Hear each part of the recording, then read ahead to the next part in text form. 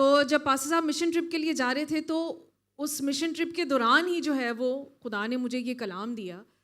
और अजीज़ों, ये कलाम सिर्फ जैसे खुदावंद यीशु मसीह जैसे ये जो कलाम है ये हमारे लिए एक डेमोन्स्ट्रेशन है, हर चीज़ एक एग्जाम्पल है हमारे लिए। जैसे खुदावंद यीशु मसीह है, खुदा के और भी जितने भी खादिम थे, खुदा के जो चेले थे, शागिर्द थे, उन सब की ज़िंदगियों के बारे में, उनके तजुर्बों के बारे में, उनके मिशंस के बारे में इस कलाम में मेंशन किया हुआ, इस कलाम में लिखा हुआ।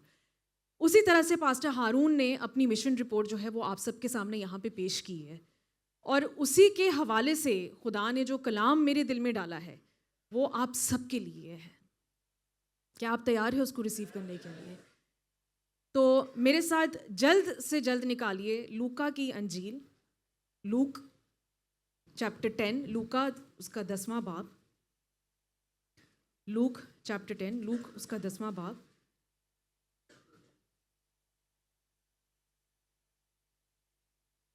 और उसकी पहली 2 आयात हम पढ़ेंगे, 1 and 2। Luke chapter 10 verse 1 and 2, लूका उसका 10वां बाब, उसकी पहली 2 आयात। इन बातों के बाद खुदावन ने 70 आदमी और मुकर्रर किए और जिस जिस शहर और जगह को खुद जाने वाला था वहाँ उन्हें 2-2 करके अपने आगे भेजा। तो खुदावन यीशु मसीह ने इन बातों के बाद, मतलब कि सारी तालीम के बाद, जो खुदावन यीशु मसीह के 12 शागिर्द थे, उसके अलावा भी खुदावन यीशु मसीह ने 70 को मुकर्रर किया, ऑर्डेन किया। क्या करें? ताकि वो जिस जिस शहर और जगह वो खुद जाने वाला था। हालेलुया। तो इसका मतलब है कि अब खुदावन यीशु मसीह इराक में आ चुका है, क्योंकि खुदा का खादिम वहाँ जा चुका है।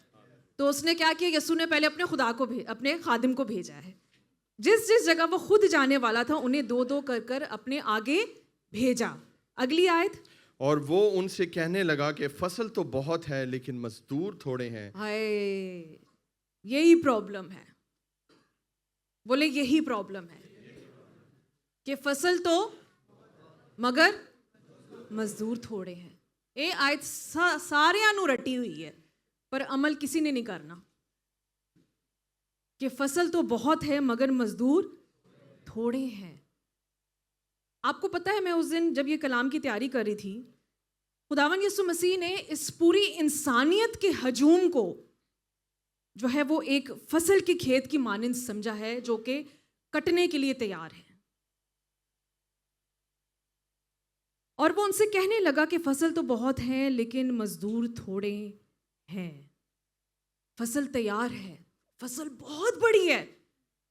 आपको पता है इस कुल दुनिया की, पूरी इस दुनिया की पॉपुलेशन क्या है? 8.67 बिलियन, मतलब कि 8.67 अरब लोग इस दुनिया में रहते हैं। बोले फसल तो बहुत है मगर मजदूर थोड़े हैं। आपको पता है कि खुदावन यीशु मसीह ने सेम ये बात जो है वो मत्ती 9 में कही है अपने शागिर्दों से। 12 शागिर्दों को कहा था यीशु ने, मत्ती 9 उसकी 37 आयत में, आप बाद में पढ़ लीजिएगा, कि फसल तो बहुत है मगर मजदूर थोड़े हैं। आज भी अजीजों यही प्रॉब्लम है कि फसल तो बहुत है मगर मजदूर थोड़े हैं। ఎవరికి ఇస్తున్నాం ఈరోజు? Cancer patient.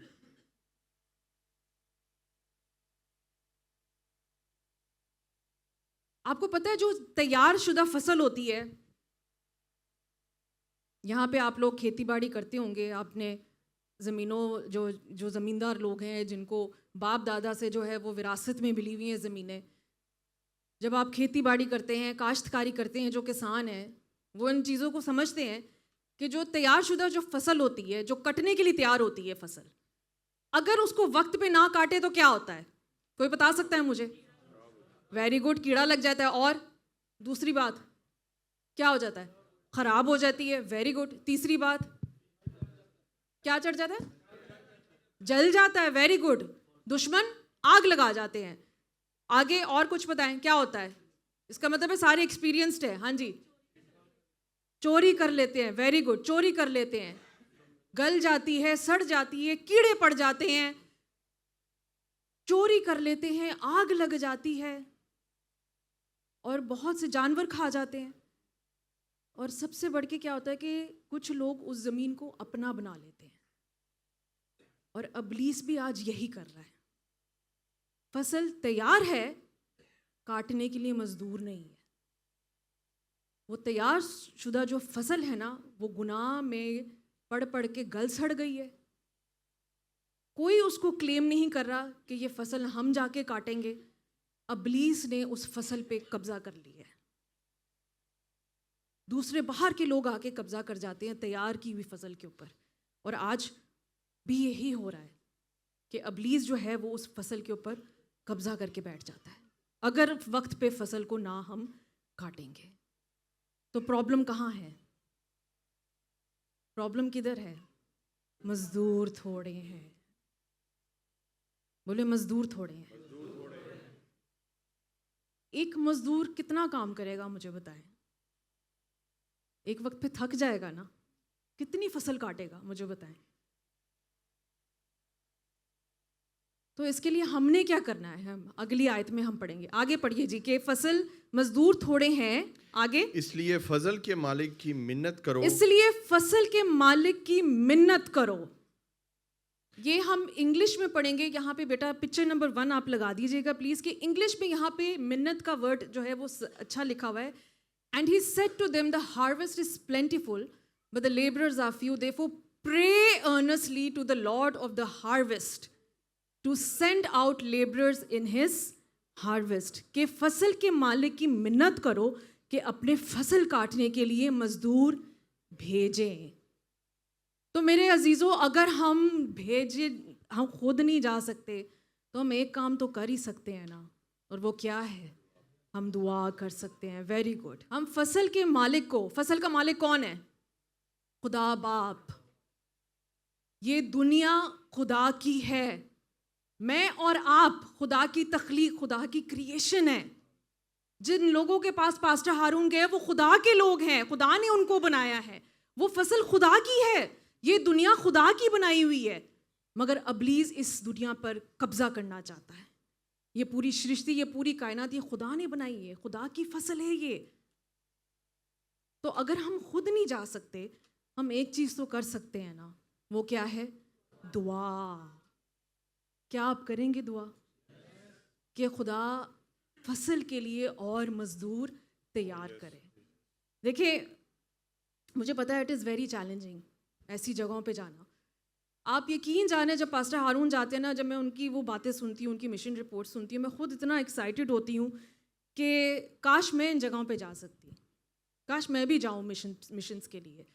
मेरा बहुत दिल है, यकीन करें। मैं, आपको पता है, क्वेटा भी गई हूँ, मैं सऊदी अरब भी गई हूँ।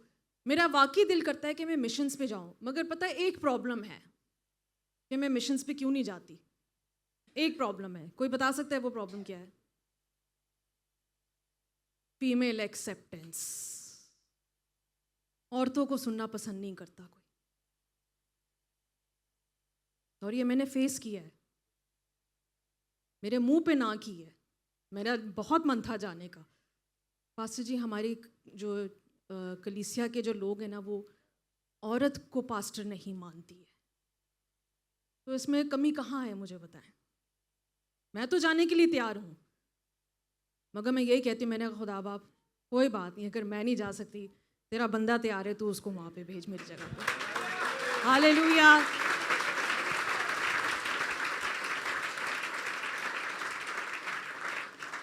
तो अजीज़ों, मेरी आज आपसे एक रिक्वेस्ट है कि अगर आप खुद नहीं जा सकते, मगर आप, जैसे पास्टर साहब ने कहा, कितने लोग हैं वहाँ पे, कैसे कैसे उन्होंने हालात बताए हैं बच्चों के, वो तड़पते हैं कि उनके पास कोई आए, उनको कलाम सुनाए, उनको बपतिस्मा दे।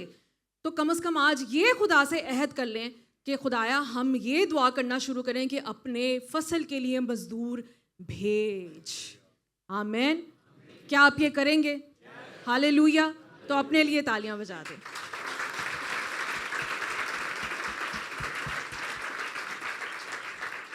अब तीसरी आयत में लिखा है, तीसरी आयत पढ़ दें। जाओ, देखो मैं तुमको गोया बर्रों को जाओ, सॉरी यहाँ लिखा हुआ है, सॉरी उससे पहले पढ़ेंगे कि फसल के लिए मालिक की मिन्नत करो कि अपने फसल काटने के लिए मजदूर भेजें। पिक्चर नंबर 2 यहाँ पे लगाइएगा बेटा जी। Therefore pray the Lord of the harvest to send out laborers into his harvest. Next.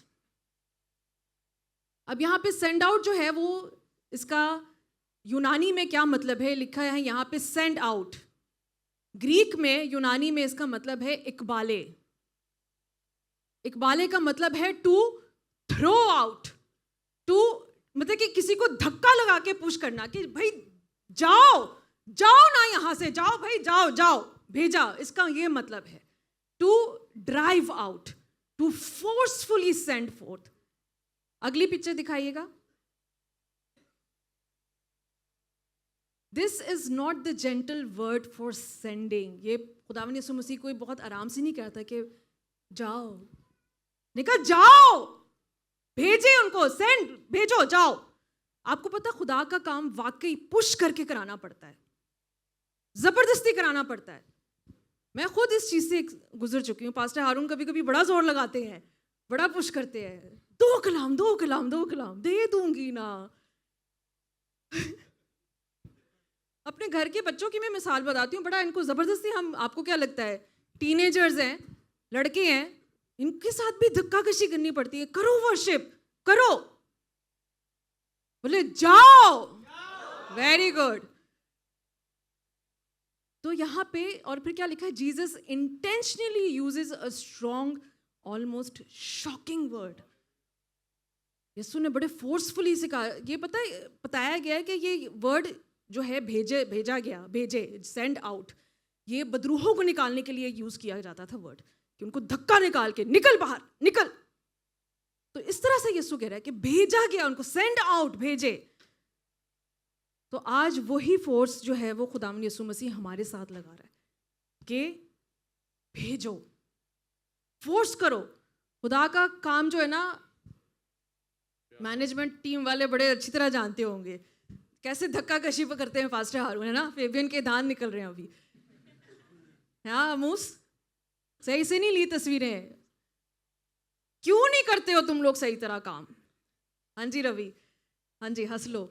तो खुदा के काम ऐसे ही होते हैं बेटा, खुदा के काम ऐसे ही होते हैं. चर्च पुश करके, फोर्स के साथ, फोर्सफुली ड्राइव करके उनको कि नहीं आपने करना है. ये किसके लिए करना है? खुदा के लिए करना है. हालेलुया. ताकि खुदा का काम अच्छे से हो. आमेन, हालेलुया. अगली वर्स पढ़ जाए जी, 3 नंबर.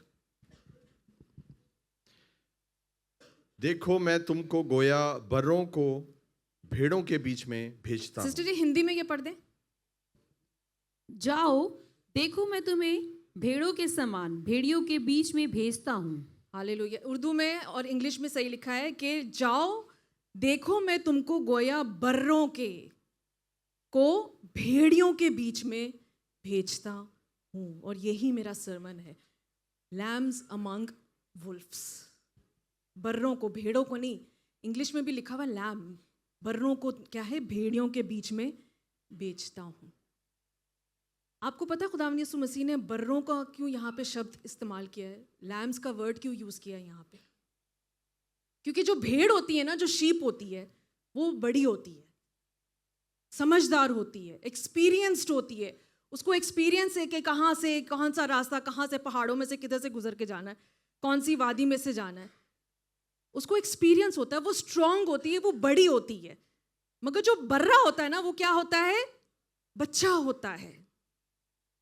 वो अपनी हिफाजत खुद नहीं कर सकता, ना समझ होता है, उसको एक्सपीरियंस नहीं है, और वो छोटा होता है. खुदावंद यीशु मसीह चाहता है कि हम बर्रों की तरह, एक लैम की तरह जो है वो इस दुनिया में से जाए, इस जगह से जाए, उसकी मुनादी करने के लिए. आप जानना चाहते हैं क्यों? जानना चाहते हैं? क्योंकि खुदावंद यीशु मसीह खुद एक बर्रा बन के इस दुनिया में आया है. हालेलुया. वो भेड़ बन के नहीं आया, वो मेंढा बन के नहीं आया, वो एक बर्रे की तरह इस दुनिया में आया, भेड़ियों के बीच में. और उन भेड़ियों ने क्या किया उस बर्रे के साथ? उसको कुर्बान कर दिया. लगाइए जी यहाँ पे पिक्चर नंबर 5. ऐसे चाहता है खुदावंद यीशु मसीह। वो कह रहा है कि जाओ देखो मैं तुमको गोया बर्रों को भेड़ियों के बीच में भेजता हूं। कुर्बानी हमेशा बर्रों की दी जाती है। मेमना कहते हैं ना उसको, मेमड़े, लैम की कुर्बानी हमेशा बर्रे की दी जाती है, जो यीशु भी हुआ मेरे और आपके लिए। इसलिए खुदावंद यीशु मसीह ने बर्रा कहा ताकि हम अपना सब कुछ कुर्बान करके उसकी खिदमत के लिए चले जाएं। जैसे पास्टर हारून ने कहा, मेरी तो जान भी कुर्बान है अपने यीशु के काम के लिए। हालेलुया। तो कुर्बानी बर्रों की दी जाती थी, मेमड़े की दी जाती थी, खुदा के काम के लिए, जो खुदा को पसंद आती थी जो कुर्बानी। तो खुदा यही चाहता है कि हम बर्रे की तरह जाएं ताकि वो हम अपना सब कुछ कुर्बान करके उसके काम के लिए लगा दें। अपनी ज़िंदगी, अपने बाल बच्चे, अपनी बीवी, हर चीज़, अपना काम, सब कुछ कुर्बान कर दें यीशु के लिए। मगर उसका काम जो है वो उत्तम होना चाहिए, जैसे उसने एक उत्तम कुर्बानी मेरे और आपके लिए दी है। हालेलुया। हम बर्रों की तरह भेड़ियों के बीच में जाएं। हैं भेड़ियां इस दुनिया में, और एक बर्रे की तरह ही गए हैं पास्टर हारून। मगर अजीज़ों, मैं आपको ये ईमान से कहती हूँ कि अगर आप एक बर्रे की तरह जाएंगे ना भेड़ियों के बीच में, तो खुदा अपने उस बर्रे की हिफाजत करता है, उसकी रक्षा करता है, उसकी रखवाली करता है। हालेलुया। अगर बर्रा जा रहा है भेड़ियों के बीच में, तो लगाइए जी यहाँ पे पिक्चर नंबर 6, आगे क्या होगा? यहूदा का बब्बर शेर जो है उस बर्रे की हिफाजत करेगा। किसी चीज से आपको कोई जर नहीं, कभी नहीं पहुंचेगा यीशु के नाम।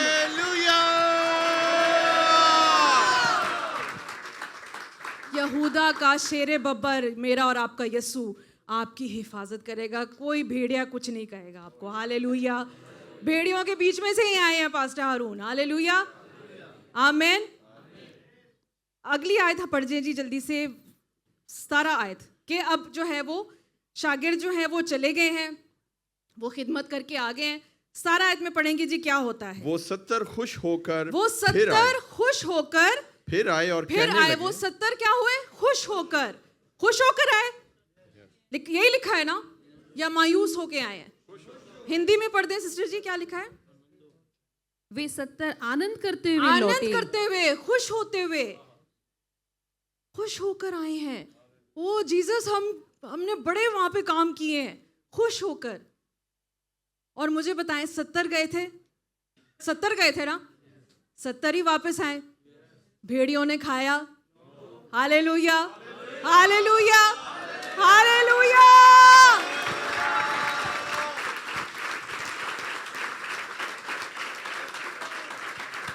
पास्टर हारून अकेले गए, पासपोर्ट भी पकड़ा गया, वापस आ गए ना।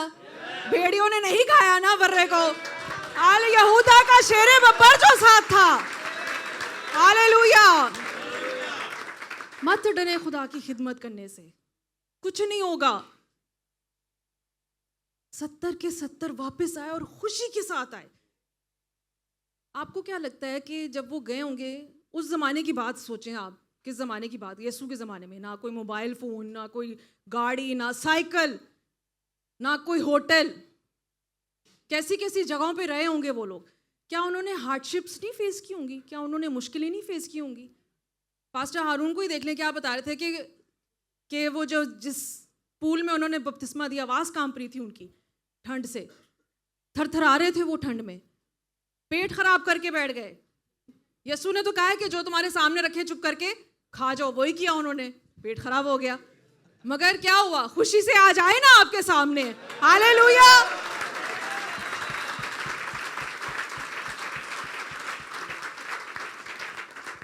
हार्डशिप्स क्या उन 70 ने नहीं फेस किए? क्या वो सारे कुंवारे थे? क्या वो शादीशुदा नहीं थे? क्या उनके बच्चे नहीं थे? सब कुछ छोड़ छाड़ के वो गए खुदा की खिदमत के लिए। आपको क्या लगता है कि पास्टर हारून जब यहाँ से जाते हैं तो मुझे मुश्किलों का सामना नहीं करना पड़ता? दो बड़े बड़े टीनेजर्स हैं मेरे बच्चे यहाँ पे, कैसे मैं इनको संभालती हूँ वो मुझे पता है। घर के काम, बाहर के काम, गाड़ी चलाना, हर चीज़ करनी पड़ती है मुझे उनकी एब्सेंस में। मगर खुदा ने संभाला हुआ है। अगर जहाँ खुदा उनकी भी हिफाजत करता है, वहाँ पे उसने हमारी भी हिफाजत की हुई है। हालेलुया। किसी चीज़ से हमें कोई ज़र नहीं पहुंचता। तो खुशी करके मुश्किलों का सामना किया, मगर खुशी से वो वापस आए हैं, सब के सब 70 के 70।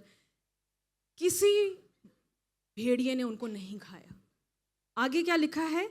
वो 70 खुश होकर फिर आए और कहने लगे, ए खुदावन तेरे नाम ऐ से, खुदावन तेरे नाम से, बोले यीशु नाम से, यीशु नाम से क्या हुआ? बदरूहें भी हमारे ताबे हैं। बदरूहें भी हमारे ताबिया हैं। हालेलुया। हालेलुया।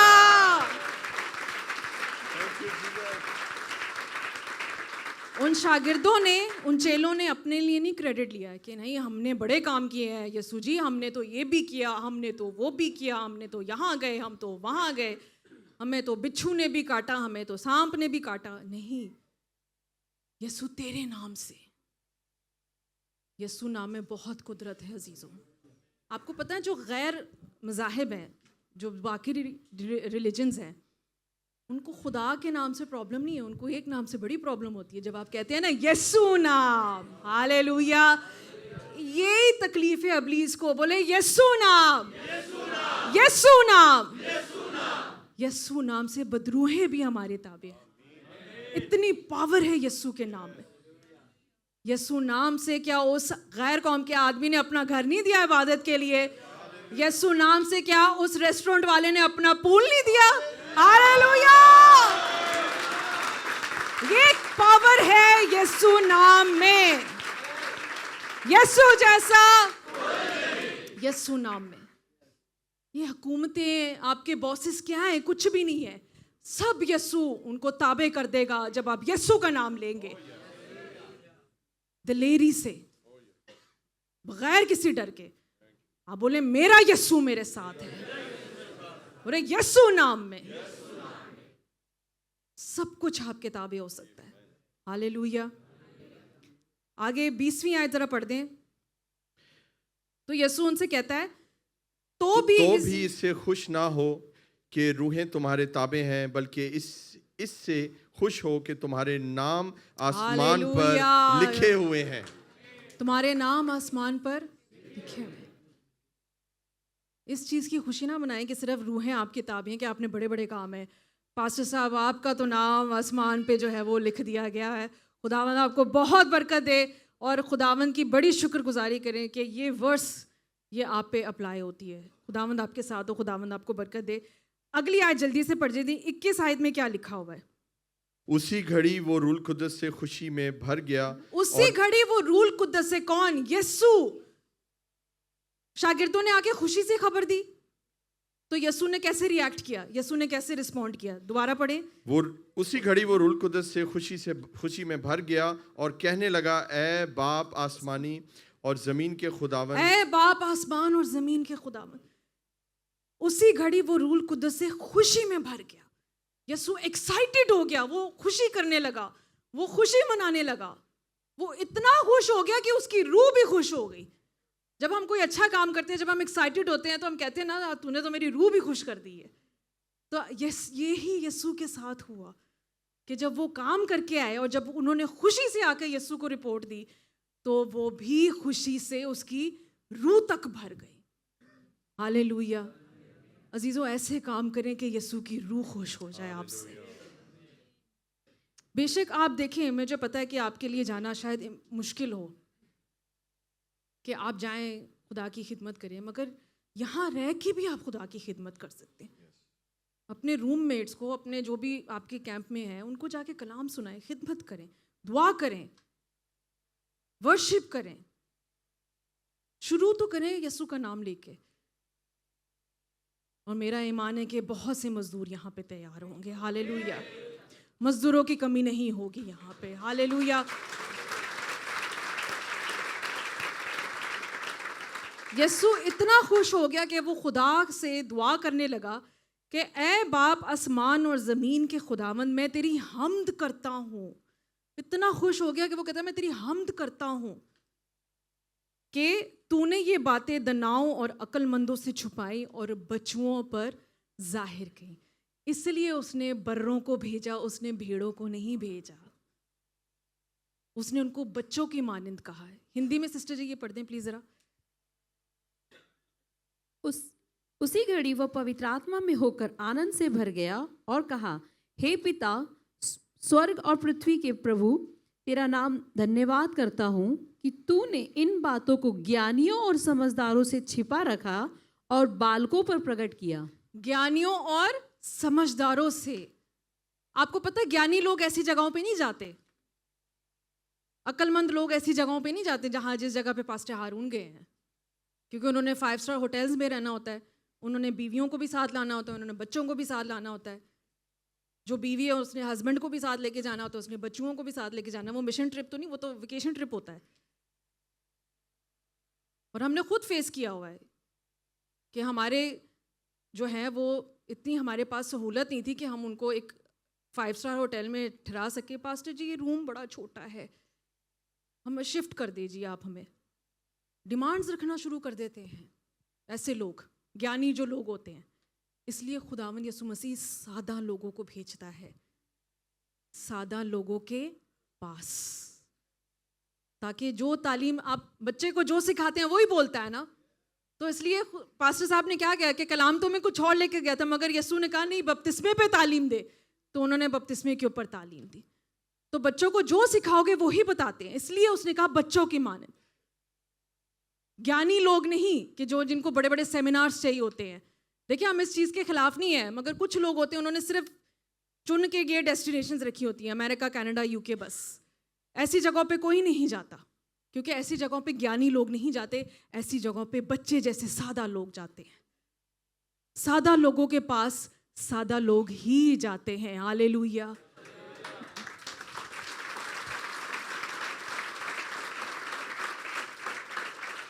और ऐसा क्यों है अजीजों, ऐसा क्यों है, क्यों यीशु ने ये कहा?